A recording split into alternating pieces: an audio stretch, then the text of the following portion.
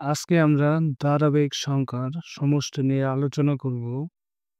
ধারাবাহিক সংখ্যার সমষ্টি থাকলেই দেখা মাত্রই খুব সহজে আমরা উত্তর বলে দিতে পারবো। প্রায় সব চাকরির পরীক্ষায় এ ধরনের প্রশ্ন আসে। আজকে আমরা সূত্র ছাড়া কিভাবে সহজে বের করতে পারবো ধারাবাহিক সংখ্যার সমষ্টি তা শিখব। এর জন্য প্রথমে আমরা সংখ্যাগুলোর ঘর বের করব এবং তারপর পদ সংখ্যা বের করব।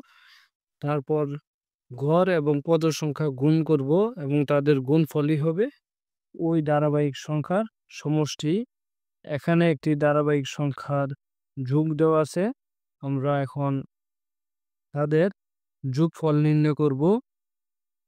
তে প্রথমে আমরা পদ সংখ্যা নির্ণয় করব। পদ সংখ্যা নির্ণয় করার নিয়ম হচ্ছে শেষ পদ এখানে ১৯, তার মানে শেষ পদ ১৯ এবং প্রথম পদ যত থাকবে তত বিয়োগ করতে হবে। তাহলে প্রথম পদ হচ্ছে ১ বিয়োগ ১ ভাগ হচ্ছে ব্যবধান।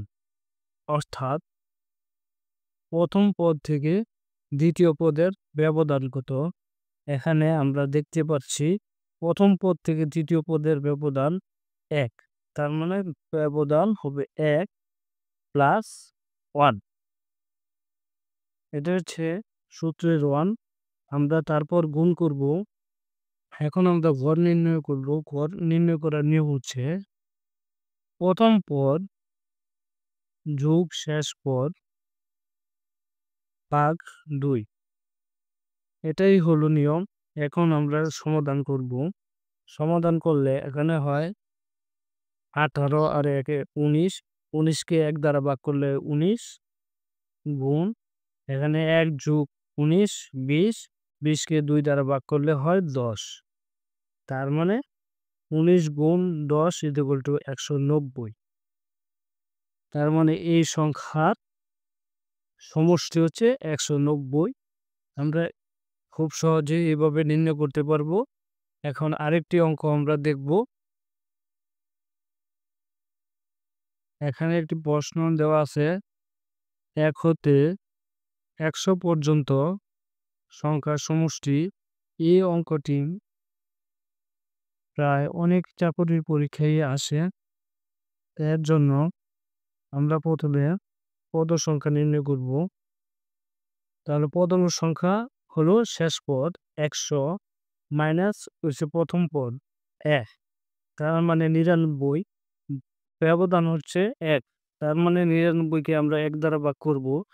৯৯ আর সূত্রের ১, তার মানে শেষ পদ ১০০ মাইনাস প্রথম পদ ব্যবধান হচ্ছে ১ প্লাস ১।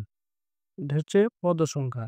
গুণ করব আমরা গ শেষ প্রথম পদ ১ প্লাস শেষ পদ ১০০ এবং ভাগ করব ২ দ্বারা।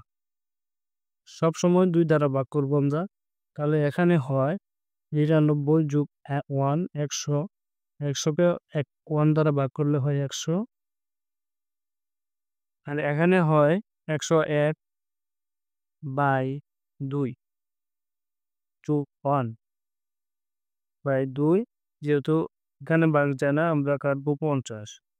তার মানে ৫০ কে ১০০, ৫০ কে ১০১ দ্বারা গুণ করব।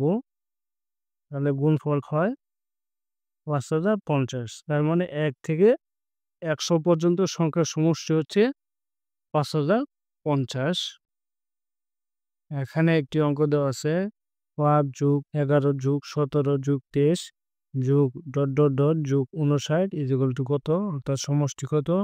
তাহলে আমরা প্রথমে শেষ পদ মাইনাস প্রথম পদ ভাগ হচ্ছে ব্যবধান, অর্থাৎ ৫ থেকে ১১-তে ৬ তে ব্যবধান প্লাস ১ ইন্টু প্রথম পদ যোগ শেষ পদ বাই ২। এখানে আমরা ৫৯ থেকে ৫ বিয়োগ করলে হয় ৫৪ বাই 6 প্লাস 1 ইন্টু 64/2। 6 দ্বারা কাটলে 9 এবং 2 দ্বারা কাটলে 32। তার মানে 9 আর 1 যোগ করলে 10 গুণ 32 ইকুয়াল টু 320। তার মানে এই ধারাবাহিক সংখ্যার যোগফল 320। আরেকটি অঙ্ক করব। অঙ্কটি হলো 8 যোগ 16 যোগ 24 যোগ ডট ডট ডট প্লাস 88। তাদের সমষ্টি কত? তাহলে আমরা প্রথমে শেষ পদ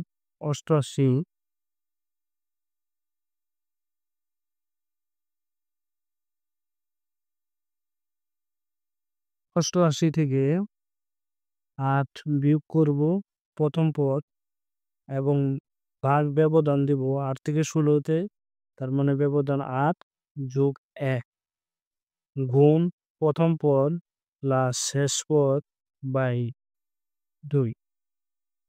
8 থেকে 88 থেকে 8 গেলে 80 ভাগ 8 যোগ 1 গুণ এখানে 88-র সাথে 8 যোগ করলে হয় কত? 96/2। তার মানে 8 দ্বারা 80-কে কাটলে হয় 10 আর এখানে 2 দ্বারা 96। 96 দিয়ে কাটলে হয় 48। তাহলে 10 যোগ 1 11 গুণ 48। তার মানে উত্তর হবে 11 গুণ 48 ইকুয়াল টু 528। এভাবে আমরা সহজেই সূত্র ছাড়া ধারাবাহিক সংখ্যা যোগফল নির্ণয় করতে পারবো। যদি ভিডিওগুলো ভালো লাগে তাহলে সবাই চ্যানেলটি সাবস্ক্রাইব করবেন। ধন্যবাদ।